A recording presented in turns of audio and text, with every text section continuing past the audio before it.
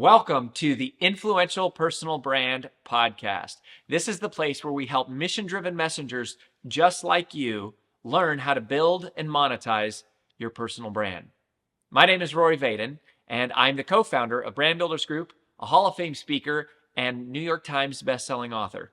And this show is to help experts learn how to become more wealthy and well-known. I know you're going to love it. Thanks for being here. Let's get started. Today, we're going to have a really unique conversation about how to build community.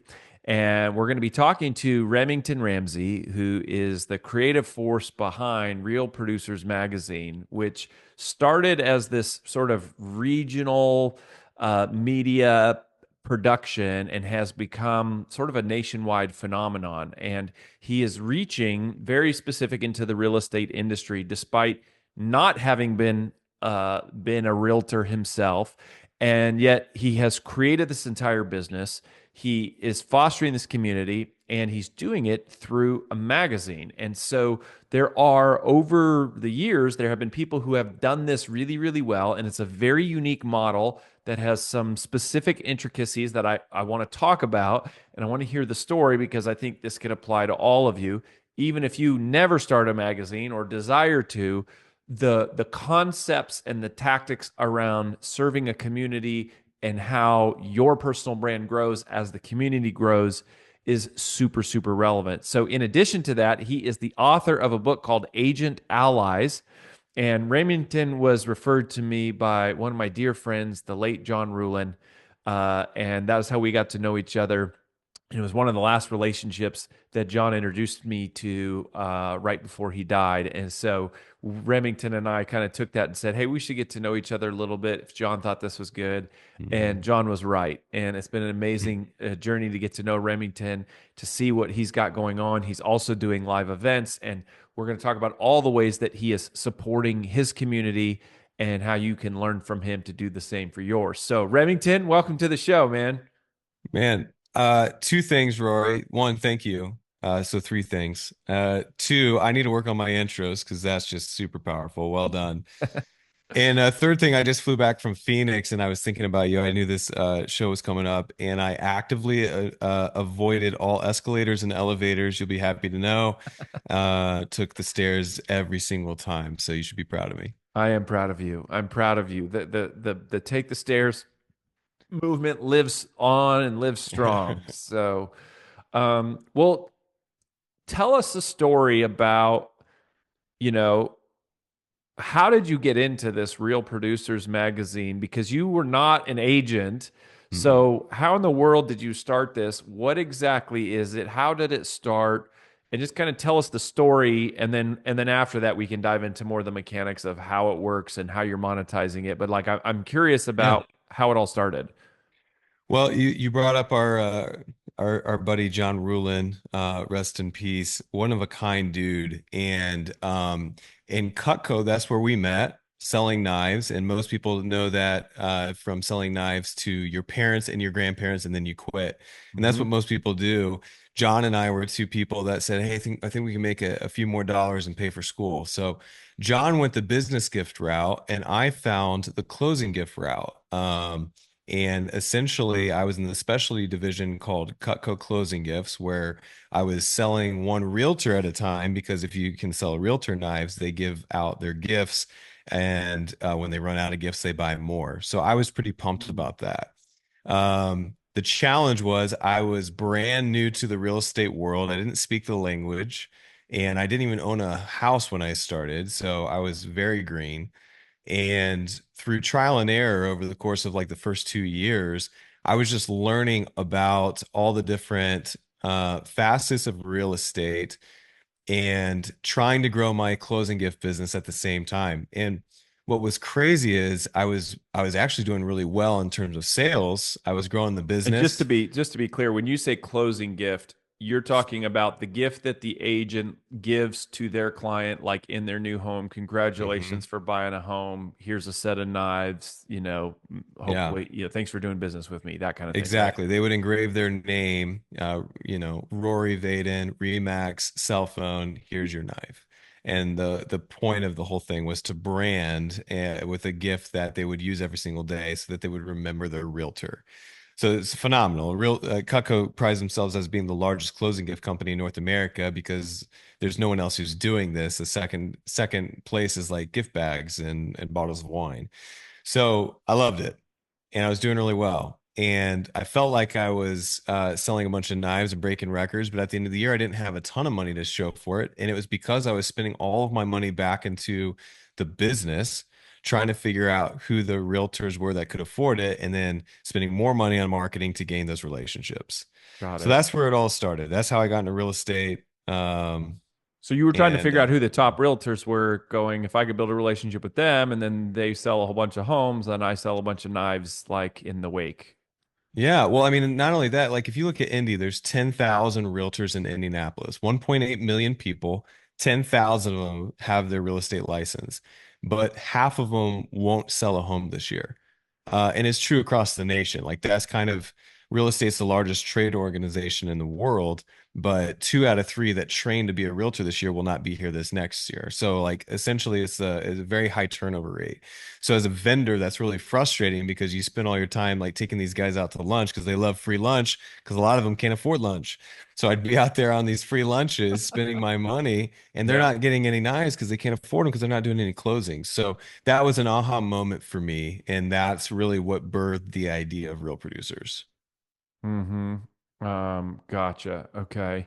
So so then what okay, so then what is the idea behind Real Producers? So that was your personal need, was like, I'm trying to figure out who the top agents are.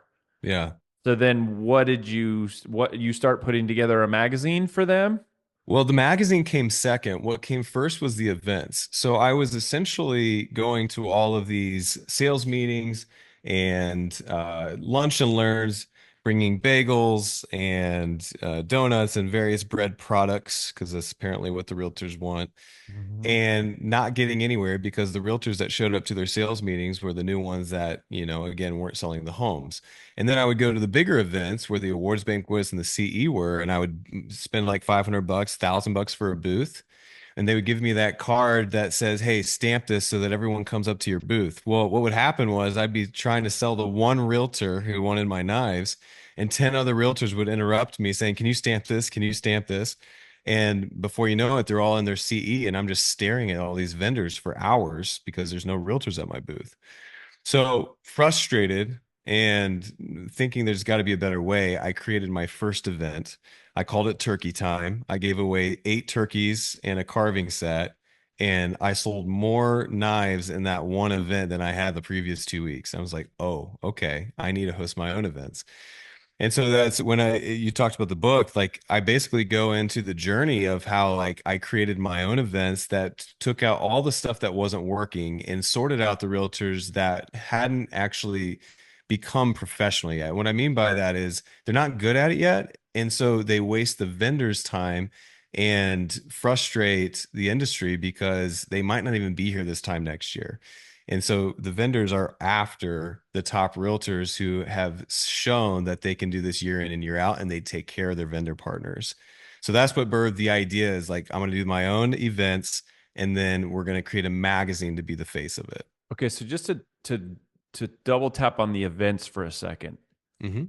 So the idea was, how do I create an event that is so valuable for my target audience that they show up for it and then I get to be the one there hosting the conversation? Like, is that effectively it?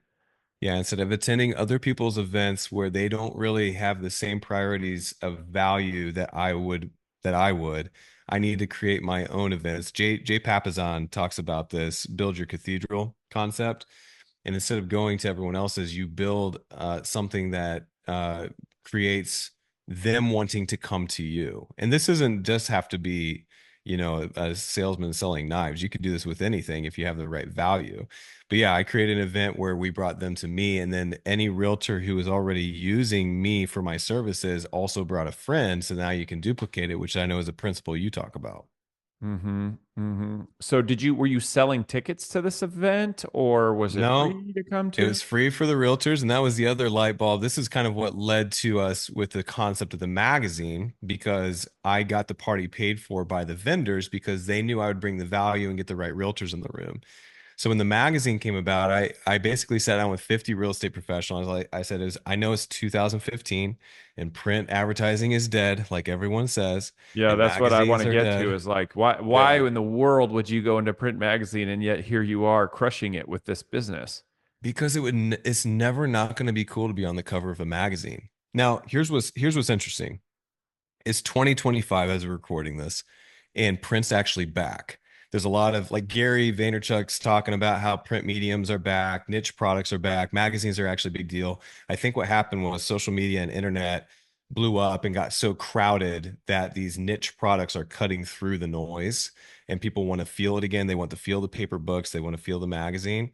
So right now in this moment, magazines are a big deal. But in 10 years again, when people are saying print is dead and magazines are dead, we're still going to thrive because what it's not about print, it's about what we're printing. And we were printing things you could only find in that magazine. It was basically Facebook and print. It'd be like me putting Rory's face on the cover of a magazine and only sending it to his family and his friends because you would open it because it's Rory. And so that's what's happening with these communities, these real estate communities. The top realtors want to see where they rank and their friends rank, and they want to see their name and face in print as much as possible. Ah, So so there's a ranking element. Is that there's a mhm. ranking element to the magazine? Can you explain that? 100%. So in Indianapolis, I'll just give you an example because that was the first one. We only go to the top 500 realtors based on their volume, and they cannot buy it. They have to earn it. So in order to get the magazine, you have to be a top 500 realtor or be on a team of a top 500 realtor.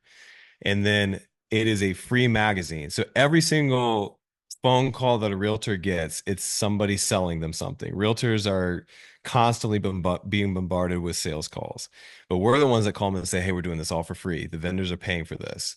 So the vendors then get access to this group by having an ad in the magazine and access to the events and then shout outs on social media. So it's a three-prong approach at being in the right room to have an opportunity to earn their business. Say that again. Okay, so the vendors pay for it because they get ads in the magazine, Mhm. they get sponsorship Through at online. through the We events do. and on social. You got it. Yep. So really that's what we look at.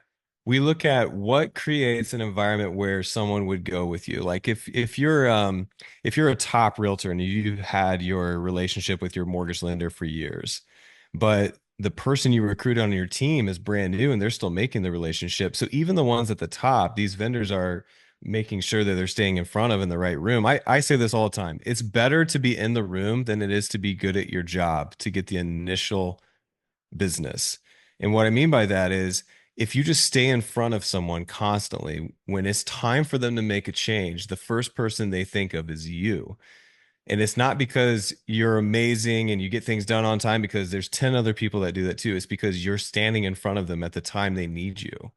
And so that's kind of the reason why it works. And so if you're a vendor and you're participating with us in Real Producers, your goal is to stay in front of the ones you're already working with and then duplicate them and get more like them.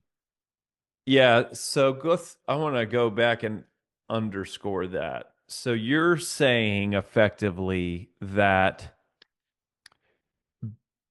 being top of mind is not necessarily about being the best at what you do. It's about being the one who's in front of them at the time of need. I firmly believe that. Now, I'm not saying that that is how you sustain a business because in order to get repeat business, you got to be good at the thing. But in order to get the business, the number one thing that matters is top of mind awareness. Uh-huh. Okay. So, and you're saying that the vendor that's your value prop to the vendors because the vendors are in front of all of these top agents every how often do you produce the magazine? Yeah, it's a monthly magazine. Okay. So that's a lot to produce. How many articles or like how many pages are in this thing every month? It depends on the size. So we're in 130 markets now. I'll flash forward to the end of the story. That was 10 years ago. Proved the concept in Indy, partnered with a national company called Into Publishing at the time. Now it's called the Into Companies. And they're my essentially printing this niche magazine in 130 different markets nationwide. So if you fly into any major market or even a minor market, there's a real producers there. The the concept is it goes to the top roughly 5 to 10% of the realtors in that city. When I first started, people didn't get that. They had only been, told that they need to have as many eyeballs as possible. And I said, is that really what you want though? Because I'll tell you right now, there's certain eyeballs I don't want seeing my stuff. I don't want the phone calls of people who can't afford my stuff or will waste my time. And so this is really an approach to get in front of the right eyeballs.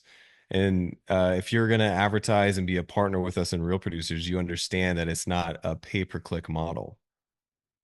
Yeah, yeah, and not an impression model. I mean, that's what's Mm-mm. interesting. What's really like one of the things that's so unique about what you're doing, which is part of why I wanted to talk to you about this, is so much of advertising is literally driven by cost per, impress CPM, cost per whatever, 1,000 impressions. And it's literally just like the spray and pray model. Mm-hmm. And you're railing against that. You're doing almost like a Sheehan's wall thing where you're going like, no, I'm going after a smaller audience and serving them in a deeper way, which Mm-hmm. is everything we believe in at Brand Builders Group. Yeah. Well, and it's not, and this is specifically for the people that I'm talking to in this industry, though. I'm not saying this is the only way to do marketing if you're a part of, so I own a sports bar. That's not the media. This magazine is not the best medium for them. Cost per impression is great for the sports bar because, we can only make $10 a burger and get you in as many times as we can, and we rely on volume. So we'll do the products where it goes to every household and clicks on Facebook and everything like that. But when it comes to our vendors, our core four industries are lenders, title companies, builders, and home inspectors, because they are at the center of a real estate deal and have the most to gain money wise from a single real estate deal. Those salespeople would do so much better with their marketing dollars to get in front of the right eyeballs instead of all the eyeballs.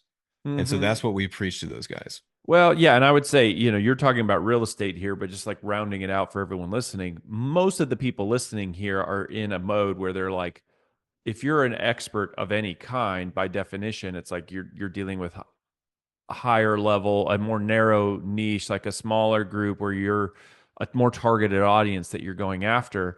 And the strategy you're talking about is interesting because it sort of rails against digitally. Everybody goes, how do I just get millions and millions of people? Same with print, but like Hmm. you're decidedly going against that, and that's what's creating traction, which I really believe is the future. I believe that the future is who can serve the smaller audience in a deeper way. Hmm. Um, and I think that's really cool. So I see the value add for the vendors. Okay, so thinking about the event, yeah. So I see the value add for the vendors because you're curating a list of the top agents. It's exclusive, which is also unique and cool that you have to be a top agent by production to even get the magazine, which is funny because the woman who sold our house in Nashville is a top agent, and we walked into her office at the closing. Your magazine was sitting right on her It's like awesome. front desk at the reception. I was like, oh my gosh, like That's that's great. real. I know this magazine. Yeah. And she is you shout out to Lacey Newman, like she's a boss, like she's in Yeah. Compass here in Nashville and like luxury agent and all that stuff. So she's got your magazine, and I go like, whoa, Hmm. you're reaching the right person if she's got that out in her desk area, right? Like the reception. So I see the value add as a vendor to go by curating this list, you're in front of them. What's the value add to the agents? I mean, I know it's free, and I know you're saying, "Look, I'm not trying to sell them something," which is Mm-hmm. good. Like a lot of people are selling them, but there's also a lot of people giving away a lot of free garbage Mm-hmm. as well. So, what's the value prop? And I'm curious, going back to the events also, and also and then translating it to the magazine, because I'm trying to think about somebody listening going, you could do this in the insurance business and Yeah. financial planning, you could do this if you're a CPA, like there's other Mm-hmm. ways you could do this, but you got to figure out how to provide value to the community. So how do you do Yeah. that? Yeah, and I think community is the right word there because originally we're like, okay, are we a magazine or are we an events company? And I think over the last 10 years, there's been like trying to swing one direction or the other. But to be honest, the number one word you come back to is that community. It's a culture and movement almost, because if the events didn't even exist, would the magazine still matter? And the answer is absolutely yes. See, it's kind of like we've alluded to Star Wars in the past. We're going to geek out for a second here. So Star Wars made it, I think the figure is three times more on the products and memorabilia than they did the box office dollars of the movies. So infinitely more on all the swag. But they never would have sold all the dolls and t-shirts had they not had the movies be so cool and successful.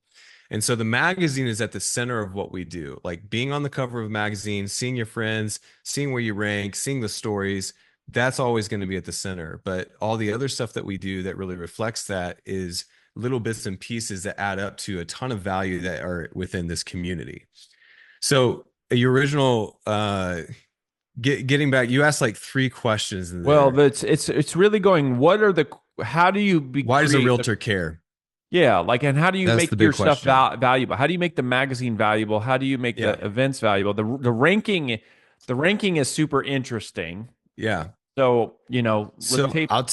I sat down, Rory, with 50 people, 50 people that I trusted in the real estate industry here in Indy ahead of time. And I asked them all the questions. This is what I'm thinking. And I'm thinking about starting this magazine. What should I put in it? What should I not put in it? What do we care about? And I did all those appointments before I did a single sales appointment to create the magazine. And the biggest takeaways I got is that exclusivity is a big deal. If you look at why Facebook took off instead of MySpace, because MySpace was cool. I had MySpace. Did you have MySpace? Oh yeah. Mm-hmm. Yeah, so Zanga, MySpace, all Friendster, all these things, Facebook is one that took off. And I think, what most people believe is the biggest reason is because of the exclusivity factor when it started. And so if you look at the magazine, it's a badge of honor to even receive this magazine for starters. Now, as a realtor, the reason they care about it is because another platform where they can share their story, where someone else is saying they're good at the thing instead of them saying, I'm good at this thing, is third party validation for their business. So the first thing they get, you saw that magazine sitting on Lacey. Is it Lacey? Lacey, You saw uh-huh. it's sitting on her desk. Did she pay for that? No. It was a third party that said this person is very good at selling real estate, so much so we put her on a cover. Whereas most of the other magazines that people were quote unquote, saying were our competition, it was pay to play models. So Rory, hey, congrats on selling a ton of homes. We're gonna put you on the cover of this magazine for $2,000 and you can get a couple copies to send to your friends and family. That's a model that works, and it was around for years before we started Real Producer. Some of my agents have been on those and are still on those, and that works, and that's cool and fine and everything. But if it kind of it would devalue if we ever took the dollars of someone to get on the cover. You're buying the exposure versus earning it, and Is so the Just to be realtors, clear, yeah. is there a different person on each cover? Like, does yours work like that, or is it one real Oh yeah, like? it's nomination based. So the way it works is anyone in real estate can nominate them. We personally vet them, make sure that they're doing at least the numbers and they're reputable. And then we feature them based on nominations. So they cannot pay to be on the cover. You can't pay to receive the magazine. It's all based on merit. And so the community understands that and they know that. So when they're picking up the magazine, they're not thinking, well, you know why she's on the cover? Because Keller Williams has an ad on the back cover. Well, no, we don't take the dollars of any brokerage. So you can't pay to be on the cover. It's truly based on merit. And I think that's one of the central things we decided 10 years ago that has kept us in their thoughts as they think about their own promotional materials.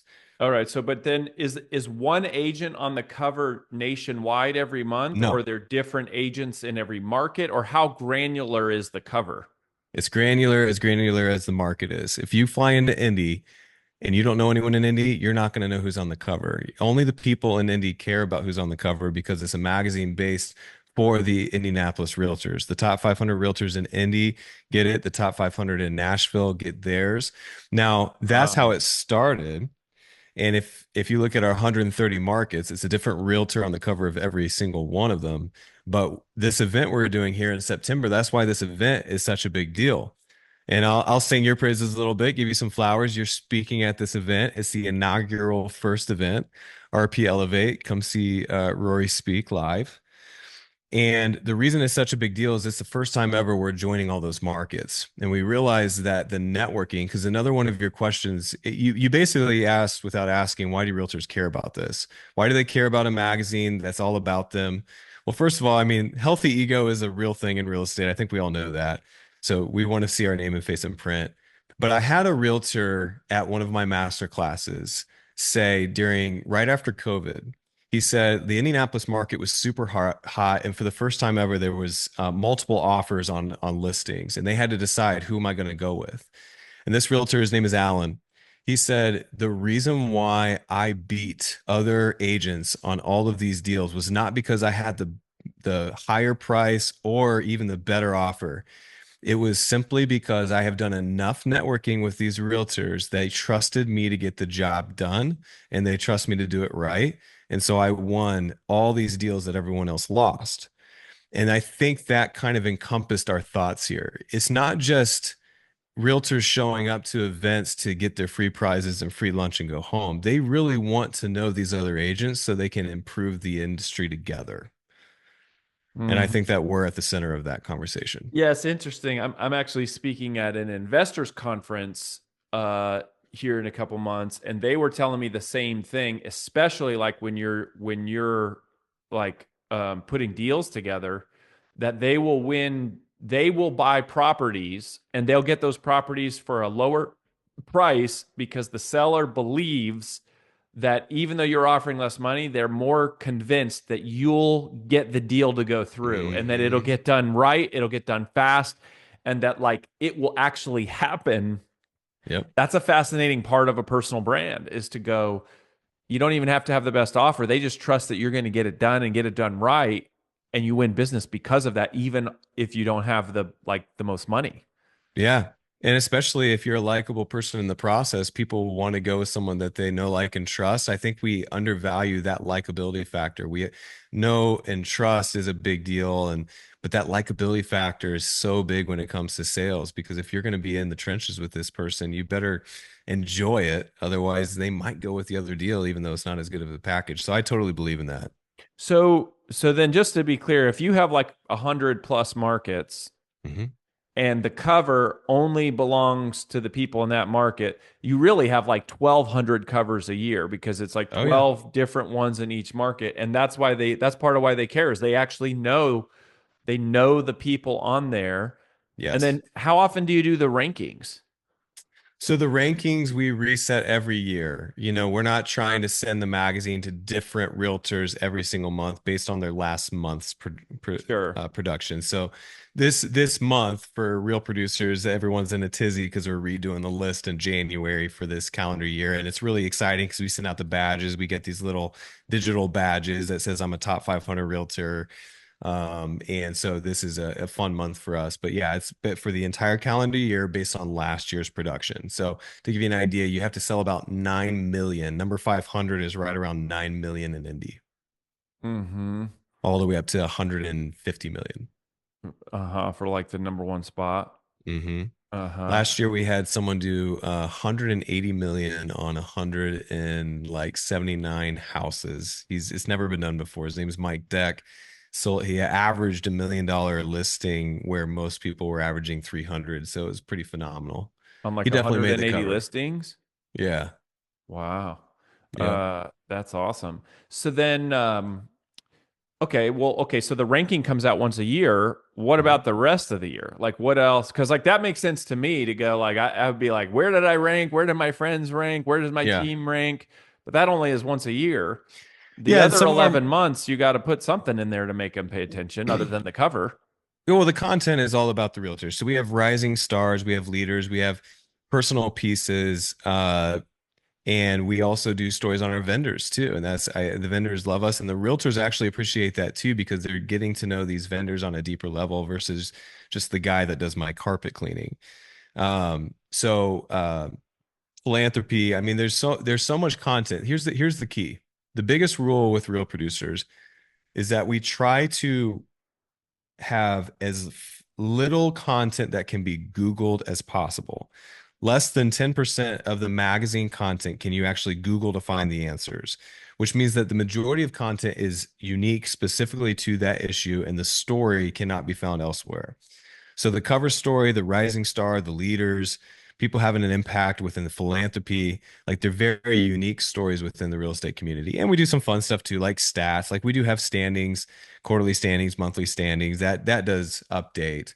And they eat that up as well. But all the content is specific for the realtors of that city. Mm-hmm. Which is fascinating. It also seems like an insane amount of work to localize That's why I'm not doing it all. 12 issues. That's Yeah, why we yeah, have yeah. franchise owners. Yeah.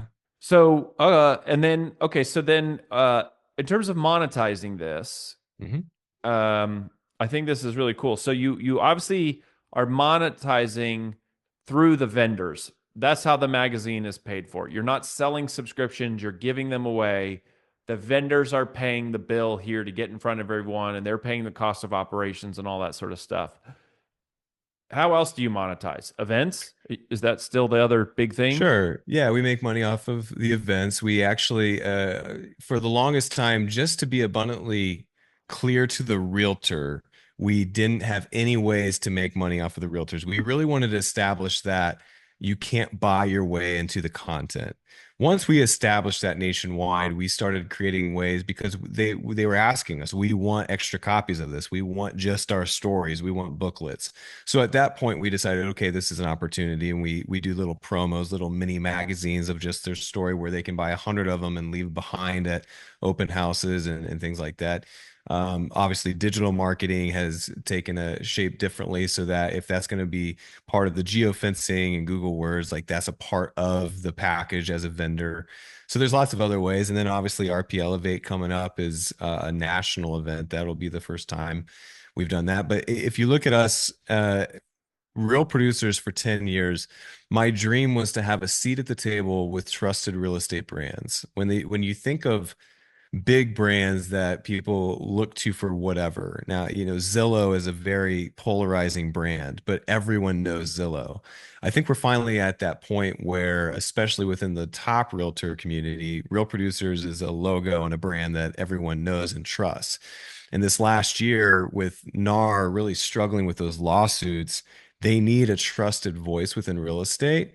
And a lot of them are looking towards real producers for that. So there's a lot of opportunity in the future past vendors paying for an ad. Yeah. Yeah. That's really, really cool. Do you guys do awards too? Do you do Oh like, yeah. yeah. Awards banquets are huge, man. We raise a lot of money for charities. Most recently, the last 3 years, we focused all of our national efforts to fight human trafficking, and we've got 5 different organizations through what we call Into Gives, which is our parent company, Into Gives. And in the last, I think, 5 years, we've raised $29 million to fight human trafficking. I think 4 million of which came from just the real producers markets. So yeah, the awards banquets are a lot of fun, man. We get all dolled up. We donate to a good cause, and then they get glass trophies that say they're good at selling homes. Everyone loves it. Uh-huh. Yeah. I love that. This is really, really, really cool, Remington. I think the the idea here of going, how can I curate a very specific audience? How can I add value to them? Who is interested in reaching that audience? Let them pay the bill. And and then you kind of rally this whole community, and you're just like serving this community. And the granularity at which you're serving them and the granularity at which you're producing content, covers, and just content in general that's like super exclusive content. Really, really fascinating Yeah. and really, really cool. And I think the big lesson here is to going, how can I serve a smaller audience in a deeper way? And even though we're talking about real estate, you're even more granular than that, because you're really, every market is pretty much completely different. I mean, the Yeah. content's different, the cover is different, all the vendors are probably different, because I'm guessing it's all localized vendors who are trying to reach that group for the most part. Um, Really, really cool, man. So where do people go if they want to get in touch with you or see, learn about you, or you've got your new book out, all that stuff. So Agent Allies, like, where do you want people to connect with you? Yeah, remingtonramsey.com would be a great place to start. That's kind of the hub. We converted my Instagram a couple years ago to just being a talking head about marketing. So if any of this was fascinating, you had mentioned different niche products that could be created with the same concept. I talk about all that. So just find me on Instagram, Remington Ramsey.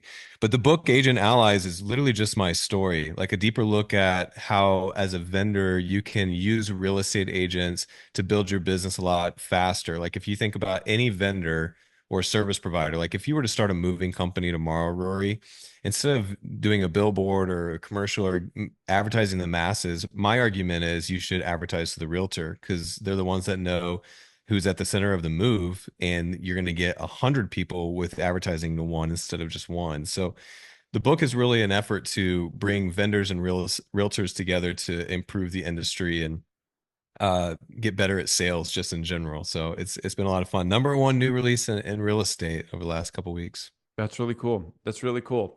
Well, I'm noodling and sitting here to go, how would we do this at Brand Builders Group? How would we apply it, to another group? I think there's a lot of disparate communities out there, even one that real estate that's so established and has NAR and like a lot of things, and yet there's still these pockets of going, you can serve a small group of these people, Hmm. and do something really, really significant. So thanks for making time to be on the show. Thanks for sharing your model and sharing a little bit about your heart, man. And we'll look forward to staying in touch, and wish you the best in your journey.